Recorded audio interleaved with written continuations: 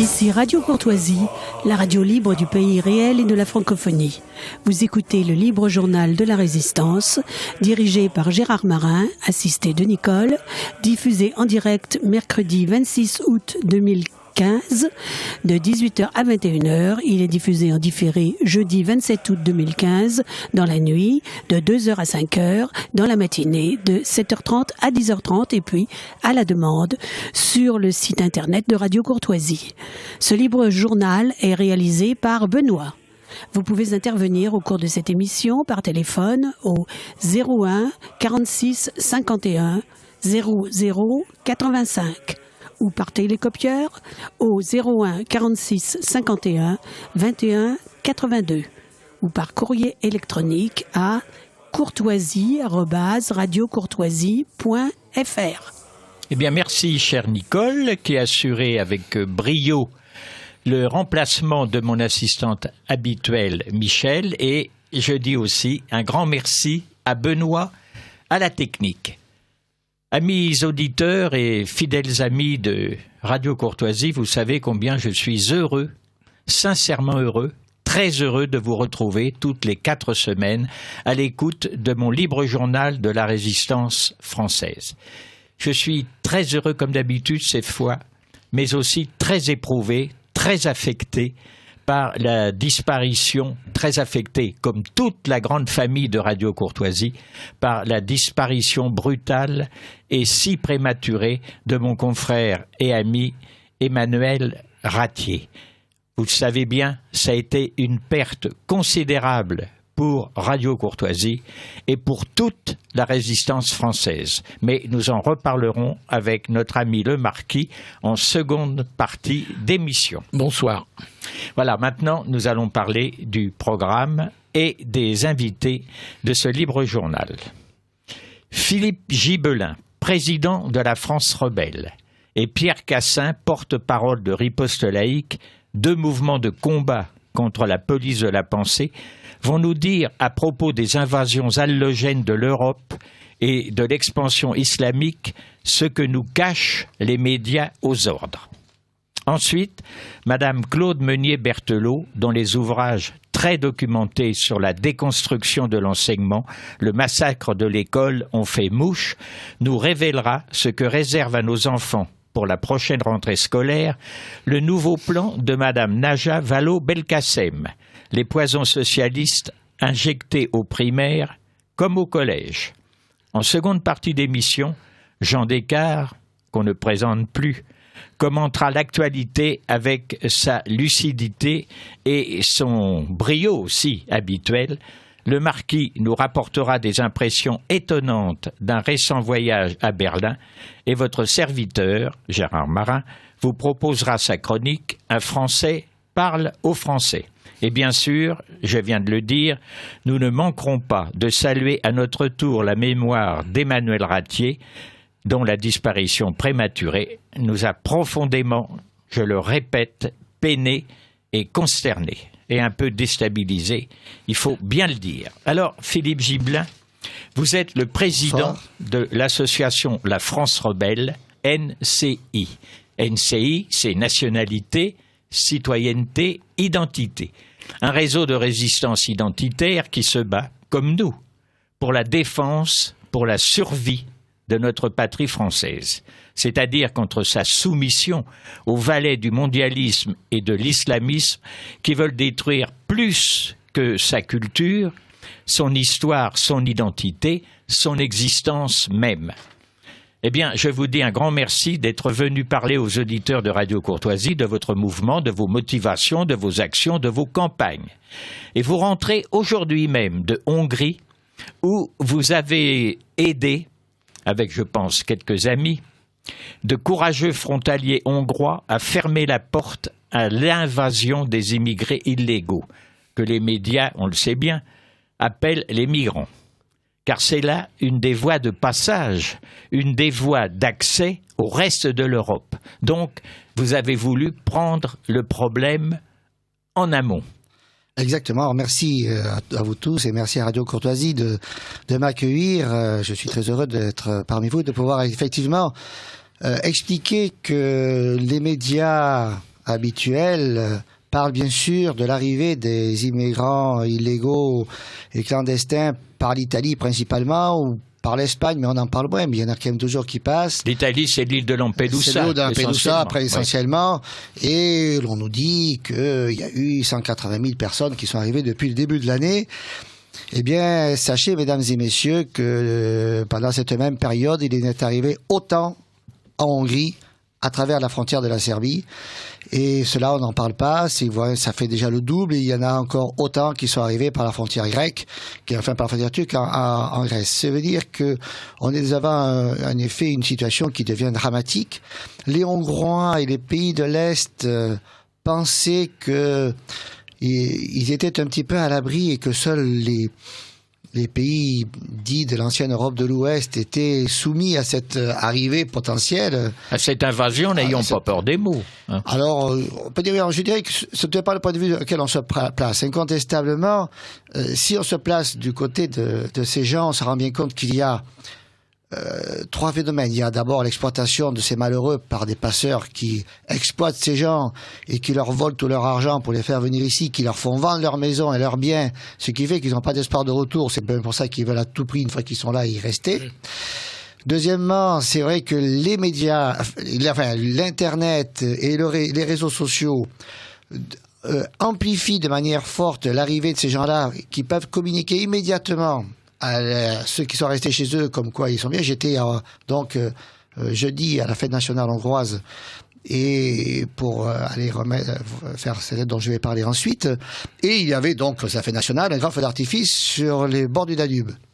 Et à ce moment-là, j'ai vu un groupe de clandestins, d'immigrés qui étaient là, des jeunes gens entre 25 ans, tout heureux, tout hilar, pas de femmes, que des jeunes, des Pakistanais, depuis une vue de leur type, ce n'étaient pas ni des Syriens, ni des Libyens, etc. Donc pas des gens qui fuient la guerre. Pas des gens qui fuient la guerre. Ou la misère extrême. Exactement, ce sont des gens que j'ai vus, et c'est principalement, je n'ai pratiquement pas vu de Syriens, je dois dire.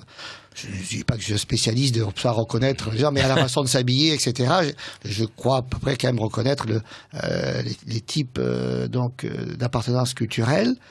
Eh bien, ces gens-là se prenaient tout hilar en autoportrait, en selfie, comme l'on dit aujourd'hui, et donc envoyaient dans l'instant à l'autre bout du monde, chez eux, comme quoi ils étaient très bien, que c'était la fête et que tout allait bien. Et c'est sûr que ce genre d'effet dévastateur et augmente. Et je dirais que le troisième point, c'est bien sûr la lâcheté de nos gouvernants. La lâcheté qui fait que ce cocktail explosif de la rapacité des passeurs et qui incite les gens, ces réseaux sociaux qui permettent aux gens d'être informés immédiatement du reste du monde, et troisièmement, la lâcheté de nos dirigeants qui disent qu'on ne peut rien faire, fait que ce cocktail explosif nous amène à ce qui est effectivement une invasion. Je ne crois pas qu'eux aient conscience de participer à une invasion. Mais il se trouve que la conjonction de tout ça nous mène de fait, effectivement, une invasion. Parce que la masse aussi des individus qui ont déferlé sur l'Europe depuis, disons, plusieurs mois est quand même impressionnante. Là, on a le sentiment de revivre ce qu'a prophétisé Jean Raspail dans le camp des Saints. Absolument. Et c'est vrai que c'est là où on se rend compte qu'on a la même impuissance que disait déjà Jean Raspail à l'époque, de l'impuissance des politiques qui n'osent pas réagir pour des questions, on ne sait pas trop lesquelles, en disant c'est mon successeur qui réglera l'affaire. Pendant ce temps, moi, j'en profite où j'essaie de me faire réélire, c'est la chose qui compte. Et ils sont là, alors que nos élus, de quelque bord qu'ils soient, nos représentants politiques, qui sont là pour défendre leur peuple et leur pays, eh bien, ne défendent pas beaucoup celui-ci. Oui, parce que nos pays, sous cet afflux massif, excessif, risquent de perdre, c'est ce que je viens de souligner, risquent de perdre leur identité, leur essence même. Et ça, c'est quand même gravissime. Et c'est tellement gravissime que même, j'ai envoyé, donc la semaine dernière, vous parlez d'action, il y a donc 10 jours maintenant, j'ai envoyé à tous nos députés et sénateurs, nos parlementaires, un courrier leur faisant part d'un article sorti de The Atlantic, c'est une grande revue de gauche américaine, donc le style Nouvel Obs pour les Américains, où l'éditorialiste principal, Monsieur Dylan, écrit et enjoint absolument l'Europe à faire comme l'Australie, a arrêté l'invasion en disant « No way, il n'y a pas de chemin » parce que lui-même se rend compte que si l'Europe, sous cette déferlante qu'elle ne pourra pas absorber, s'écroule ou tombe dans un certain chaos, ça impactera les États-Unis qui n'auront plus leur propre marché, etc., etc. Donc des bonnes consciences américaines de gauche, pour une fois, on va citer les Américains, et ce qui n'est pas forcément mon cas en termes, je trouve qu'ils sont des fois un peu à la source de certaines choses. En tous les cas, voilà un exemple. Et j'ai envoyé donc aux parlementaires les coordonnées mail de cette personne en leur disant si vous voulez l'inviter, venir vous expliquer ce genre de choses à l'Assemblée nationale ou à Bruxelles, il pourra venir sans aucun problème. Il vous expliquera pourquoi vous n'avez pas à avoir de mauvaise conscience de faire ce qu'ont fait les Australiens, qui je sache, n'ont pas eu de sanctions économiques, n'ont pas eu de sanctions diplomatiques, parce qu'ils ont dit on défend notre territoire et on arrête. Et ils ont carrément fermé la porte. Voilà, et ce n'est donc pas un scandale, et c'est donc bien faisable, c'est donc bien une possibilité. Ce que nous essayons de montrer, ce que vous faites vous bien entendu aussi, c'est qu'il y a des choses qui peuvent se faire, tout à fait normales et tout à fait légales. Et là, ce que nous avons mené comme opération en Hongrie, la frontière entre la Hongrie et la Serbie fait 175 km. Et c'est une zone assez rurale, très rurale même, c'est vraiment la plaine des Balkans. Et un petit village qui s'appelle Achotralom, de 5000 habitants, a à lui tout seul 25 km de frontière de champ. Donc il a 15% de la frontière à surveiller. Frontière qui n'existait pas, c'est vraiment pas une frontière physique, c'est pas un fleuve qui sépare. Il n'y a pas de montagne, il n'y a pas de fleuve. On passe dans un champ, on se retrouve de l'autre côté tout à fait naturellement. Et de ce fait, il a un vieux 4x4, il avait un vieux 4x4 et 2 gardes municipaux, c'est une petite ville, et donc il n'arrivait pas à pouvoir arrêter ce flot-là, donc il a alerté l'opinion publique. C'est son action qui a déclenché la construction du mur, enfin ce qu'on appelle un mur, qui est en fait une clôture certes solide, avec du fer barbelé, mais qui permet effectivement d'isoler, de marquer la frontière entre la Serbie et la Hongrie, et qui est pas complètement terminée, et qui va l'être bientôt, et avec un chemin qui a été fait, mais sur lequel il faut patrouiller. Donc il y avait besoin d'un nouveau véhicule, et donc nous avons lancé, on a su ça il y a un petit mois, et donc on a lancé une souscription, nous sommes arrivés à dégager quelques fonds, et donc j'ai tenu déjà à mener ce que nous avions pu récolter, donc aux alentours de 4 000 €, ce qui était quand même pour lui, tu payais la moitié de son 4x4, qu'il a pu acheter, donc, et comme c'était la fête nationale et la fête du village, je suis allé lui amener déjà cette première aide, et pour pouvoir patrouiller, ce qui prouve bien que quand il y a une volonté, il y a des choses qui peuvent se faire. Nos politiques nous disent qu'on ne peut rien faire. Nous, simples citoyens français, nous avons essayé d'aider à nos frontières en amont des gens qui veulent se battre, et des choses de manière légale. Nous n'avons pas financé des milices ou je ne sais trop quoi. C'est un maire avec des gardes assermentés qui fait son travail normalement. Donc, qu'on ne nous dise pas que c'est pas possible, on peut le faire, nous le prouvons, nous. Oui, effectivement, ce qu'on peut faire aussi, et c'est ce qu'a préconisé il y a déjà bien longtemps Jean-Marie Le Pen, c'est de couper les pompes aspirantes. S'il n'y avait pas toutes les aides sociales qu'on accorde aux immigrés, y compris aux clandestins, à commencer par la fameuse aide médicale d'État, eh bien, il y aurait certainement beaucoup moins de gens qui viendraient frapper à notre porte. Quand je dis frapper, encore, c'est pas le cas, parce qu'ils y entrent sans avoir été invités. Donc, ce que vous faites est très bien, et on ne peut pas vous reprocher de ces actions à la frontière hongroise, parce que vous l'avez bien expliqué, c'est pour freiner cet afflux en amont, parce que ceux que vous empêchez évidemment d'entrer en Hongrie venant de Serbie ou venant de Macédoine ou venant de je ne sais où, eh bien ceux-là ne se dirigeront pas vers l'Europe de l'Ouest. Vous ne croyez pas qu'en Australie, les hommes politiques australiens défendent un territoire. Les nôtres, ils défendent une idéologie. C'est pas du tout la même chose. Ils défendent une idéologie droit de l'homiste. Je crois que vous avez raison, effectivement. La France est plus que la France. D'après eux, nous sommes autre chose qu'un pays. Nous sommes un exemple de je ne sais trop quoi. Pensons peut-être simplement déjà à notre histoire, à notre peuple, à nos femmes, à nos enfants.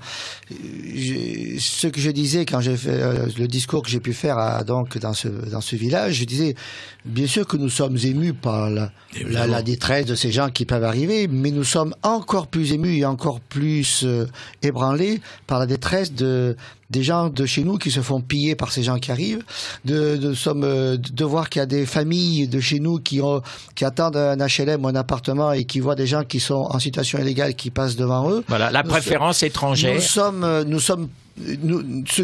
Nous agissons par amour de notre peuple, par rapport de notre histoire, par amour de ce que nous sommes, pas du tout par de la haine de qui que ce soit. Nous agissons au contraire, bien au contraire, par amour de ce que nous sommes et de ce que nous voulons défendre. Je crois que c'est important de le... Alors, Philippe Gibelin, vous écoutez Radio Courtoisie. Merci Nicole, merci. Je rappelle que vous êtes le président de cette association La France rebelle, et bien entendu, votre combat ne s'arrête évidemment pas à cette aide que vous avez apportée aux Hongrois pour essayer d'endiguer le flot des immigrés illégaux.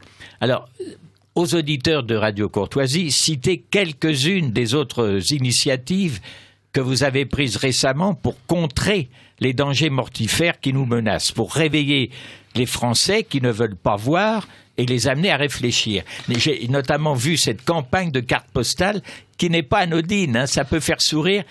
Mais expliquez-nous. Oui, nous avons avec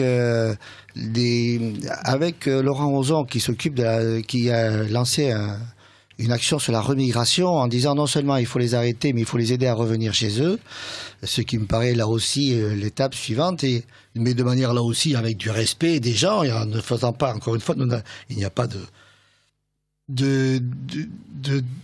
mépris vis-à-vis de ces gens qui sont dans certaines difficultés, il y a simplement l'amour de ce que nous sommes, nous. Et donc, nous avons édité et diffusé à plusieurs dizaines de milliers d'exemplaires des cartes postales représentant nos grands dirigeants et donneurs de leçons, et donc je vais vous en lire juste, même si nous sommes à la radio, vous allez comprendre, de quoi il retourne. Il y a une photo de Monsieur Cohn-Bendit avec une citation, une bulle qui le fait parler. Et donc, M. Cohn-Bendit qui dit « Il serait bon que le pourcentage d'étrangers atteigne un jour le tiers de la population globale.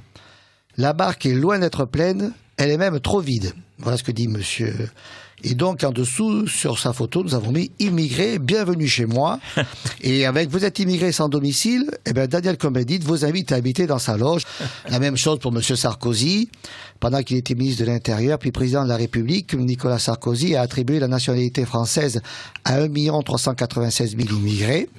Et donc, nous en mettons en dessous « Immigré, bienvenue chez moi ». Vous êtes immigré sans domicile, ben Nicolas Sarkozy vous invite à loger chez lui et nous donnons l'adresse des Républicains, etc., etc. Bon, avec alors, Madame Belkacem, vous avez envoyé aussi des cartes postales à l'effigie de Madame Najat Vallaud-Belkacem, bien entendu, qui a fait des déclarations également insensées. Claude Meunier-Berthelot, ici présente et spécialiste de la question, va nous en parler. Et également, évidemment, à l'effigie de Manuel Valls, le bien Premier sûr, ministre. Et de tous et d'autres. Et je crois que la qualité de la photo, la qualité du texte sont des citations exactes, réelles et tout à fait concrètes, et qui montrent bien la duplicité de ces gens-là qui ne vont pas jusqu'au bout de leur propre logique. Ben, s'ils veulent vraiment, voilà. Donc nous avons fait cela et nous allons continuer sur la Hongrie parce que sur la Hongrie, notre idée c'est de faciliter réellement la surveillance et de faire. On va relancer et peut-être faire. Leur acheter un drone qui leur permettra de mieux surveiller et d'intervenir de manière beaucoup plus efficace pour voir si la barrière est coupée, s'il y a des gens qui passent, les attraper pour les mettre dans les centres de rétention pour qu'ils repartent là d'où ils viennent. Donc nous allons tout simplement... ça m'a frappé, vous savez, la Hongrie est un vieux et grand pays qui a eu une longue histoire et riche, et ils ont une certaine... nostalgie de l'époque de l'Empire austro-hongrois et de la Grande Hongrie, et ils nous en veulent un petit peu à nous les Français à cause du traité de Trianon qui en 1920 a dépecé la Hongrie, qui fait qu'aujourd'hui la Hongrie n'est que le tiers de la surface qu'elle avait à l'époque. Ah oui. Et ils ont 10 millions d'habitants, mais il y a 5 millions de Hongrois qui habitent hors des frontières. Et le fait de l'action que nous avons menée Je l'ai vu, moi, auprès de la population. Ils nous ont applaudi longuement, ils sont venus nous remercier. Et ils se sont rendus compte qu'en effet, l'Europe pouvait être solidaire, que la France n'était pas forcément des ennemis, mais que c'était aussi des amis et de longue date. Et que nous avions, là aussi, peut-être un destin commun.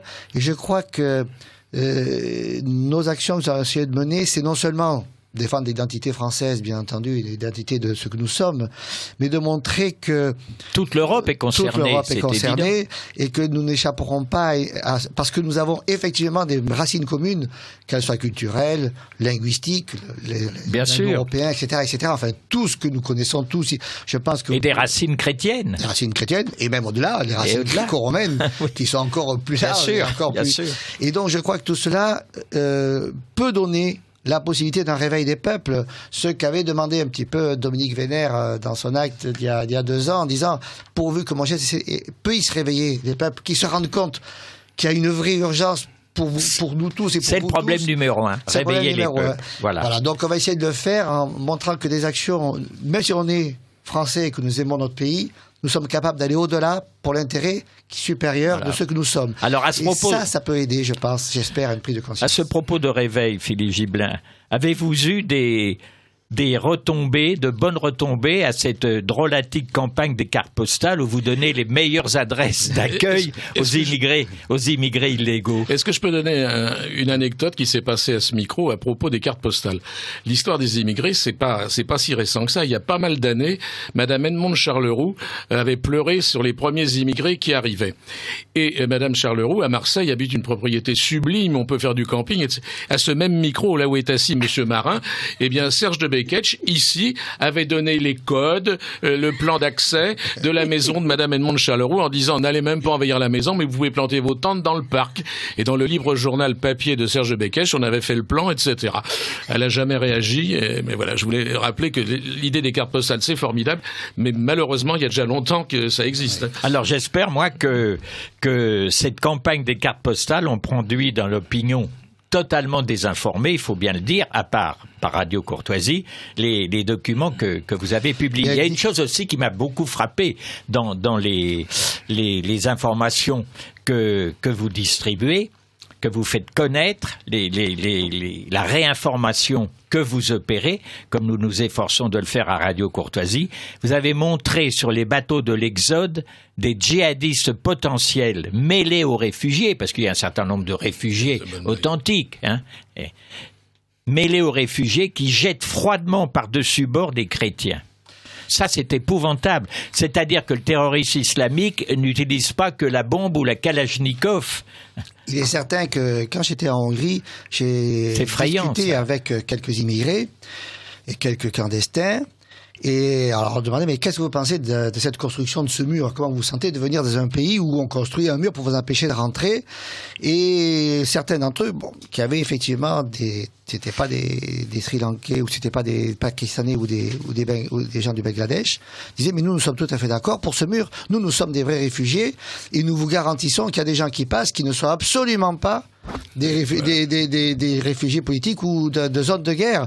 Et ils nous disaient, il y a, alors, encore une fois, c'est quelques personnes qui me l'ont dit. Je ne veux pas en faire une généralité. Je ne veux pas, soyons justement, n'exagérons pas dans les informations. Je ne veux pas tomber dans le travers des gens qui disent n'importe quoi. Mais j'ai des gens qui l'ont dit, ils ont des armes et il y a des islamistes qui passent.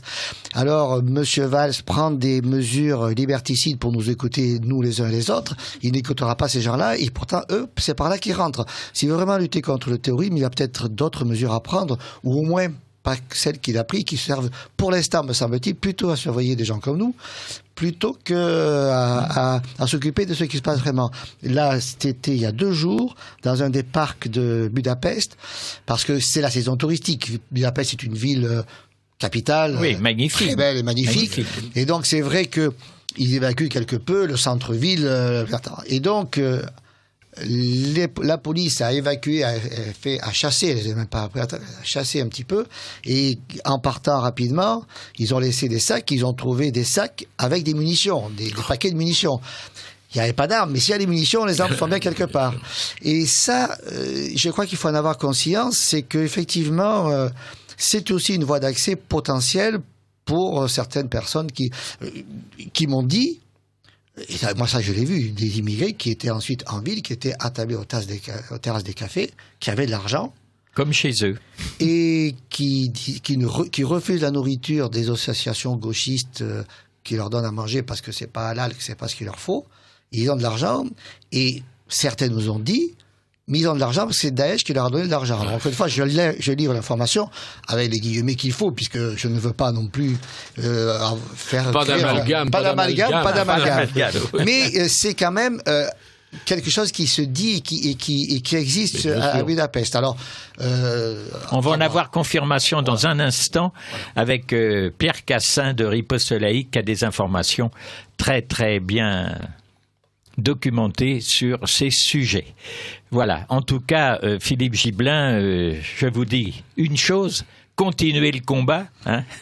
Pas de problème, avec plaisir, je vous remercie de votre accueil. Et puis, c'est vrai que nous allons continuer à essayer d'éveiller les gens, à continuer à constituer des dossiers et des données à donner à nos élus pour leur montrer qu'il y a des choses qui peuvent se faire, qui ne disent pas qu'ils ne sont pas au courant, qui ne disent pas qu'il y a des choses qu'ils ne savent pas.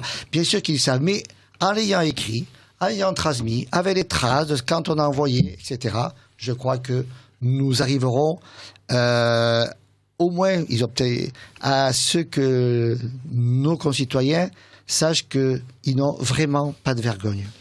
D'autant que l'on sait qu'on ne fait pas finalement grand-chose pour essayer de détruire l'État islamique, dont des représentants, on l'a appris récemment, sont sur les plages libyennes et obligent les passeurs à prendre à bord des bateaux de l'Exode, justement des djihadistes. Ça, on le sait de très bonnes sources, mais qu'est-ce que fait l'Europe pour vraiment essayer de détruire l'État islamique? C'est le fond du problème. C'est le fond du problème. Déjà, on sait très bien que l'État islamique vend son pétrole à la Turquie. Eh bien, n'achetons pas le pétrole qui arrive sur les portures, qui vient avec les camions à travers le... Déjà, ça leur couperait tout simplement. Il suffit de ne pas leur acheter là. Absolument, c'est moins cher. C'est une question financière. Et voilà, c'est un petit peu... Et ça, encore une fois, là, c'est des choses qui sont plus politiques sur lesquelles je ne veux pas... Bien sûr. Non, mais là, vous avez apporté un témoignage. Voilà, des choses qu'on peut faire, qui se font, on peut avancer, on peut dire... Un témoignage important et une information capitale. Hein, et je la rappelle, vous dites qu'il est entré en Hongrie cette année, en tout cas depuis un an. Depuis le mois de septembre, depuis octobre dernier, il est rentré autant d'illégaux, d'immigrés illégaux qu'à Lampedusa. 180 000. Malgré les efforts du Premier ministre Viktor Orban pour empêcher justement cette invasion. Parce qu'il faut dire une chose, il y a une différence considérable entre la Hongrie et la France, c'est que la Hongrie a à sa tête un monsieur qui a de la poigne, qui s'appelle Viktor Orban et qui fait le maximum pour empêcher justement la destruction de sa patrie, hein, alors que nous avons à notre tête des dirigeants qui ne font rien et qui sont même pour certains des vendus. Voilà la différence essentielle. Il est certain qu'un un petit pays comme la Hongrie a eu le courage en 2 mois de construire une barrière qui escalait, mais qui a au moins montré une certaine volonté de faire quelque chose. Nous qui avons par exemple une marine, nous sommes capables de repérer un morceau d'avion de 2 mètres sur 2 dans la mer, on doit être capable de voir un bateau qui fait 30 mètres de long et donc de la raisonner avant qu'il ne parte pour éviter que des gens meurent dans la mer et que des gens soient sacrifiés. Ce qu'ont fait les Australiens, nous pouvons le faire, c'est évident. Exactement. Bon, il y a des messages, Nicole? Oui, j'ai de nombreux messages. Alors, parlez-nous de la demande d'un droit d'asile européen proposé par Hollande et ça doit être Merkel. Ça date d'hier. Bon, et d'une auditrice, comment se fait-il que les illégaux ne passent que par la Serbie pour entrer en Hongrie et non également par la Croatie et la Slovénie? Parce que c'est beaucoup plus montagneux et plus difficile, et surtout, d'après ce que j'ai compris, c'est la frontière qui était la plus aisée à passer. Et maintenant, la Macédoine et la Serbie, la Macédoine a essayé d'arrêter les immigrés il y a quelques jours.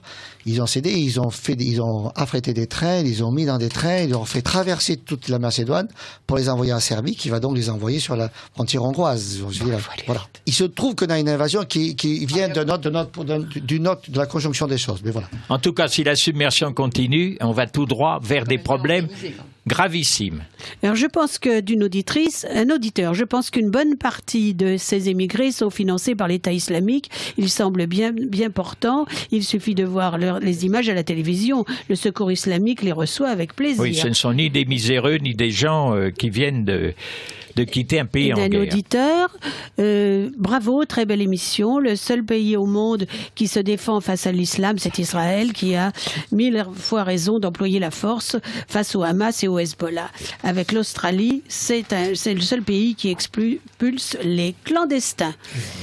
Et puis d'un auditeur, les dirigeants de l'Union européenne défendent bec et ongle l'idéologie du message mondial, racial, ethnique, obligatoire. Les droits de l'homme sont le cadet de leurs soucis. Absolument, c'est le métissage rêvé pour eux. Pour eux. D'une auditrice, on ne peut pas comparer l'Australie et l'Europe, car l'Australie est une île et la réglementation de ses eaux territoriales n'est pas la même que la norme, oui, que la nôtre. On peut faire preuve de la même volonté, de la même autorité. Voilà. C'est une partie des messages. Merci Nicole. Merci beaucoup. Philippe Gibelin, encore merci et bravo. Et je vous le répète, continuez le bon combat parce qu'il s'agit de la survie de la France et de l'Europe. Vous écoutez Radio Courtoisie. Merci à vous et bonne continuation d'émission. Allô ? Allô ? Allô, Pierre Cassin ? Bonjour Gérard. Tu m'entends bien ? Très très bien. Alors Pierre, je vois que nos faux frères de la RATP, la religion d'amour, de tolérance et de paix, font de nouveau beaucoup parler d'eux en ce moment. Ah ça c'est le moins qu'on puisse dire. Voilà, alors, entre les immigrés illégaux, majoritairement musulmans, dits migrants en novlangue, qui nous rejouent pour de vrai le camp des Saints à grande échelle, et le massacreur du Thalys, heureusement désarmé à temps, il y a du souci à se faire. Et tout le monde s'en fait. À preuve, l'érection des murs, ici et là. Et notre ami Philippe Gibelin vient de parler justement de cette barrière érigée à la frontière hongroise. Alors, est-ce que tu penses que l'érection des murs va suffire à endiguer l'invasion ? Suffire certainement pas. Limiter les dégâts, limiter l'accélération du suicide européen et du suicide français, parce que c'est quand même de ça qu'il est question, auquel nous sommes en train d'assister, espérons-le tout de même. Parce que c'est évident que ce qu'on assiste, c'est la double offensive du changement de peuple, l'accélération d'un changement de civilisation, parce que la majorité des clandestins, on va pas dire migrants, la majorité des clandestins sont des personnes qui sont de culture et d'origine musulmane, qui ne font que renforcer à partir du moment où ils ont le pied en Europe, l'offensive de l'islamisation que connaît notre pays et notre continent. Il faut quand même reconnaître qu'on assiste à des choses. Moi, j'aime bien faire le parallèle entre l'attitude des chrétiens d'Orient, quand ils arrivent en France, quand ils sont accueillis dans des pays qui leur ouvrent les bras, et l'attitude de ceux qu'on présente comme des migrants. Vous n'avez jamais, chez les chrétiens d'Orient, vous n'avez jamais de récrimination, vous n'avez que remerciement et quelque part reconnaissance à un pays qui les accueille. Là, à quoi on assiste ? Vous avez eu sur les vidéos, parce que les réseaux sociaux sont très importants, je recommande vraiment à vos lecteurs le témoignage bouleversant d'une fille, d'une habitante de Calais qui habite Chemin. Tu veux dire à nos auditeurs ? Qu'est-ce que j'ai dit ? D'accord, à vos lecteurs. C'est pas grave. Lapsus. Donc, qui raconte un petit peu le calvaire subi par sa mère, une vieille dame qui vit seule en face de 3500 clandestins qui ne se gênent absolument pas pour rentrer chez elle pour prendre du bois, pour aller se servir dans la cave. Les policiers ont la consigne de ne pas intervenir. Il faut que ça soit la fille qui vienne défendre sa mère et qui menace finalement de prendre un fusil. C'est la fille qui menace de prendre un fusil qui se retrouve arrêtée, qui se retrouve avec des tests ADN, qui se retrouve suspectée et tout. Bref, l'inversion des valeurs qu'on a. Vous avez ces personnes qui, finalement, qu'est-ce qu'elles voient quand elles arrivent en France ? Alors, tu parles de la situation à Calais, là. Oui, mais qui est révélatrice de ce qui se passe à peu près partout. Oui, la nouvelle jungle à Calais, oui. Où il y a des installations. Vous avez, par exemple, à Paris, vous avez, à quoi assistent ces clandestins, ces nouveaux venus ? Ils sont en situation illégale. Je suis désolé, des personnes qui sont en situation illégale, ce sont des délinquants. Ils se permettent d'occuper des écoles. Ils ont occupé, par exemple, à Paris, le lycée de la rue Jean Carré, qui était quand même un lycée qui était encore en état de marche. À quoi on assiste? Il voit des associations gauchistes qui font le coup de poing contre les policiers, qui viennent essayer de les déloger. Ils se rendent compte donc qu'ils sont dans un pays où on peut taper sur la gueule des flics sans aucune réponse en face. Ils se disent pourquoi n'en ferions-nous pas autant? À quoi on assiste? On assiste à un ministre de l'Intérieur. Celui-là, c'est vraiment le meilleur qu'on ait jamais eu. Et pourtant, on n'a pas eu que des bons. On assiste à un ministre de l'Intérieur, Bernard Cazeneuve, qui non seulement ne fait pas respecter l'ordre républicain pour lequel il est payé et grassement en France, mais qui vient congratuler dans un centre d'accueil les clandestins comme s'ils étaient des héros. Comment voulez-vous qu'avec des messages comme ça de l'État, ces gens-là ne se sentent pas quelque part le droit de tout demander, de récriminer, de demander toujours plus, puisqu'ils savent que plus ils demandent, plus ils obtiennent. Alors justement, Pierre Cassin, j'ai une question à te poser. À propos de ces clandestins qui déferlent un peu partout et qui sont évidemment candidats au droit d'asile. Alors moi je pense que il est très difficile à supprimer ce droit d'asile, comme le demandait d'ailleurs très bien lundi Henri Lesquin. Mais enfin, est-il vrai, Pierre Cassin, que beaucoup de ces immigrés illégaux deviennent de plus en plus exigeants, que certains vont jusqu'à refuser les colis de nourriture de la Croix-Rouge parce qu'ils ne sont pas halal? On aura vraiment tout vu. C'est bien le signe que oui, tous ces immigrés illégaux, autant qu'allogènes, se considèrent en Europe comme en pays conquis. Il faut rappeler aussi quand même la phrase de Mitterrand, les étrangers sont chez eux, chez nous.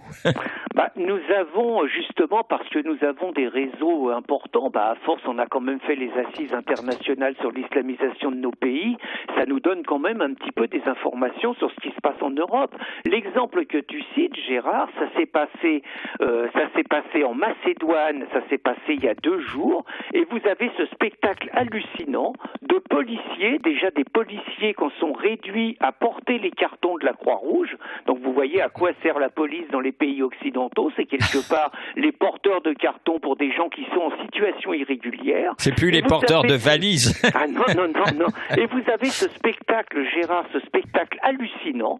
Les policiers sont repoussés par les migrants, ils sont sifflés, on entend qu'ils réclament de la nourriture halal, et vous voyez d'une façon piteuse ces policiers qui font demi-tour sous les huées des migrants et qui ramènent les cartons. On devine, sans la moindre risque d'erreur, que d'autres bien-pensants vont leur apporter la nourriture qui leur convient, alors que je suis désolé, dans un pays à peu près normalement constitué, déjà ils sont en situation irrégulière, ils n'ont pas à y rester, mais en plus, à partir du moment où ils n'acceptent pas ce qu'on leur offre, ça veut dire très clairement qu'ils envoient un message politique clair, ils sont ici en position de conquérants, ils se comportent déjà en adversaires de notre civilisation, et la première chose qu'il aurait fallu faire, au lieu de leur amener autre chose à manger, ça aurait été de les recoller dans les bateaux et de les virer le plus vite possible. Nous avons Simone Le Baron, qui est une de nos correspondantes en Grèce, qui nous montrait dans l'île de Kos, vidéo à l'appui, 10 000 clandestins, majoritairement musulmans, qui brûlaient les drapeaux grecs et qui se permettent de molester les policiers. Et chose extraordinaire, mais pas étonnante sous Tsipras, c'est un policier qui a refusé de se laisser cogner dessus et qui a mis une patate à un clandestin, qui aujourd'hui est sommé de rendre des comptes. Nous avons en Allemagne, vous avez ce chiffre extraordinaire, quand même les Allemands commencent à dire si ça continue comme ça, on risque de se prendre 800 000 clandestins nouveaux. En 2015, ça commence à faire beaucoup. Que dit Angela Merkel?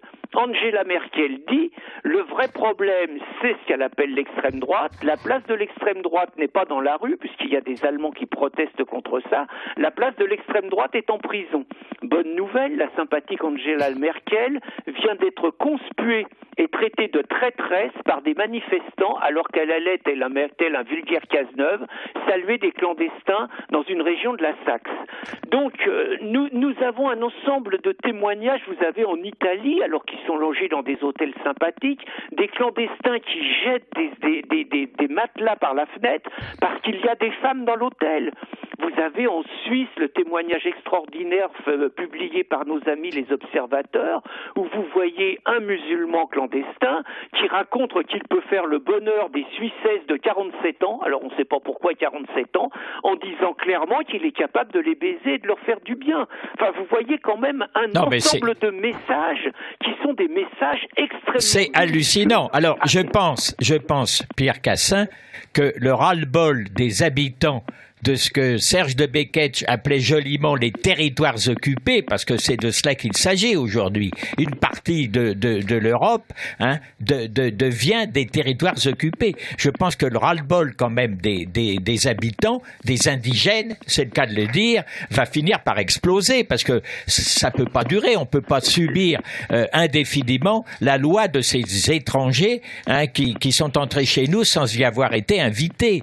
Alors, quand il s'agit effectivement de réfugiés qui ont fui l'extrême misère, qui ont fui la guerre, on peut avoir un petit peu de compassion, de générosité, mais quand on voit que maintenant une bonne partie de ceux qu'on appelle les migrants, c'est-à-dire les immigrés illégaux, sont les personnages que tu viens de décrire avec des exigences, une arrogance incroyable, et que ce sont des gens qui viennent aggraver la présence de l'islam dans nos vieux pays chrétiens d'Europe, on peut vraiment s'inquiéter et être en colère. J'utilisais le mot de l'accélération du suicide.